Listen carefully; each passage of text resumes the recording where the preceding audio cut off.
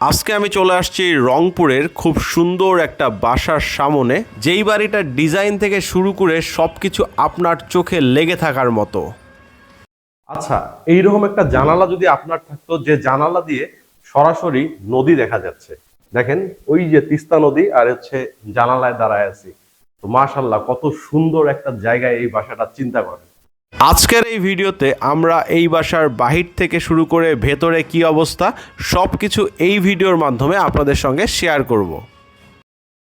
আসসালামু আলাইকুম, কি অবস্থা গর্বিত জাতি? আশা করি সকলেই ভালো আছেন। ভিডিও শুরুতেই ভালোবাসা অবিরাম। আছি রংপুরের খুব কাছে তিস্তা নদীর পাড়ে। খুব সুন্দর একটা বাড়ি দেখতে আসছি। আমার পিছনেই দেখতে পাচ্ছেন যে খুব সুন্দর একটা বাড়ি।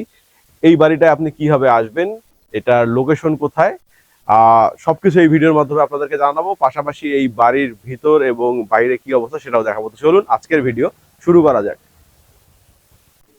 আমরা এখন বাসার ভিতরে চলে আসছি, একটু দেখাই। বাসার ভিতরটা দেখেন কতটা গর্জিয়াস এবং কতটা সুন্দরভাবে করা।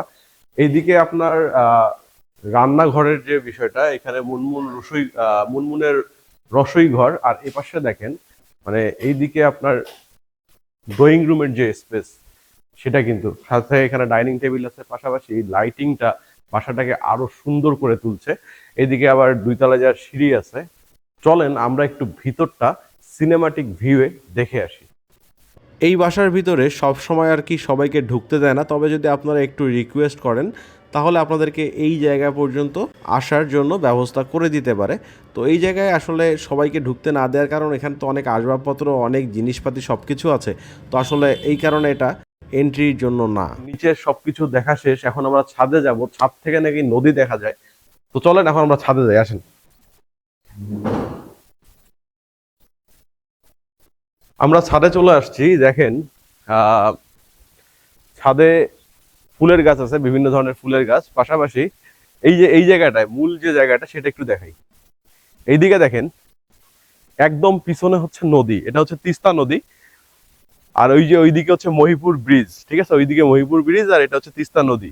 এই নদীর পাড়েই কিন্তু বাসাটা। আর ছাদের উপরটা খুব সুন্দরভাবে ফুলের গাছ দিয়ে সাজানো আছে। এইখানে একটা বসার জন্য স্পেস করা আছে। বা এটা কি বসার জায়গা না থাকার?